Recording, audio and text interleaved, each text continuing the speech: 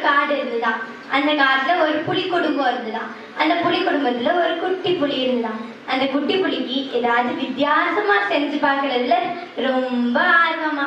அதனால புலிலாம் படிக்கிறதுக்குன்னு ஒரு ஸ்கூலும் இருந்துதான். அங்கேயே புலிக்குட்டி காட்டுக்கு ஓரமா உள்ள ஒரு கிராமத்துக்கு வந்துச்சான். அப்ப பிரதீப் என்ற பையனோட வீட்டுல ஒரு சத்தம் கேட்டுதான்.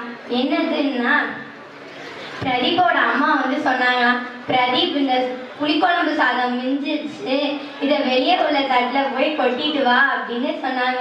உடனே பிரதீப்பும் கொட்டானா. அதை பார்த்துட்டு இருந்த இந்த குட்டி புலிக்கு அதை சாப்பிடணும்னு ஆசை வந்துச்சான். உடனே இந்த குட்டி புலியும் போய் சாப்பிட்டுச்சான். அந்த சுவை இதுக்கு ரொம்ப பிடிச்சிருந்ததுனால மிச்சம் வைக்காம எல்லாத்தையும் சாப்பிட்டுச்சான். அதுக்கடுத்து மீண்டும் குட்டி புலி காட்டுக்கு போயிடுச்சான். பிரதீப்